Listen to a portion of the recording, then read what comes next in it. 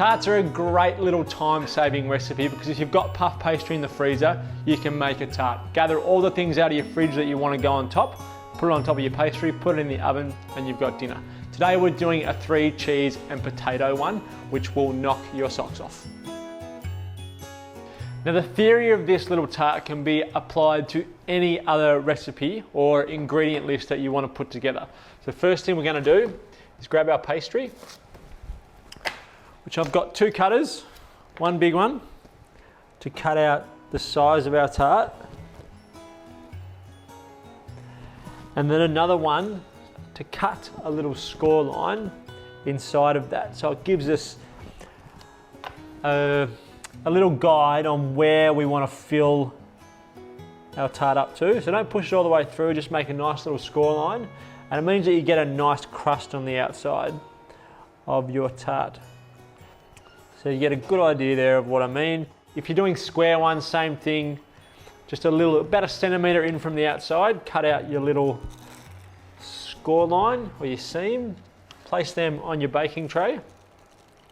And then once you've got this down, I guess best way to think about it is it's a base which you can put flavour on. So anything you think is going to go well that you've got left over in the fridge that you want to use can go on this.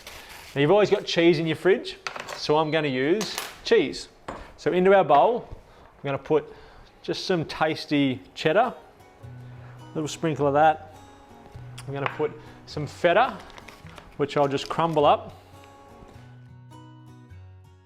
So break that up, and then blue cheese, which I love. You don't need a lot of blue cheese, it stretches a long way. This is Mrs. Bennett's Blue from Ashgrove Farm, just down the road from where I live. And this is one of my favourite blues. It's not too overpowering, which some blues can be. This one's nice and mild. So this is a 3 cheese and potato. I'm gonna put some rosemary in there as well.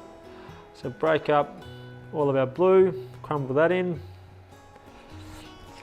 And our cheese is off to the side. Then some chili flakes, about a teaspoon of chili flakes. Everyone's always got them in their pantry.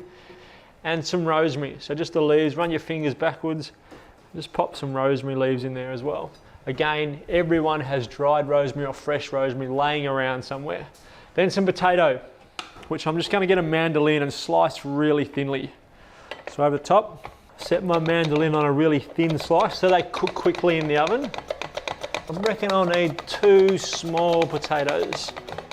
All right, that's all of our potato in. Then a little drizzle of oil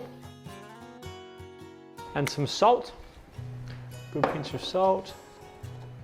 I'm going to mix that all together, and that is the little filling that I'm going to put on top of my tarts.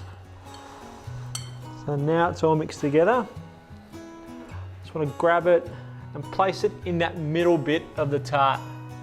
So where that little line that we've developed, that seam around the outside, just build it up around there. And on to the next one. Okay, they look pretty good to me. And I reckon I have measured that to perfection. Look, hardly any cheese left. I'll get these last little bits of feta and pop them on there, and they can go into the oven. So my oven is set 180 degrees, just until it's nice and golden. We've cut that potato really thin, so it's going to cook nice and quickly. In we go.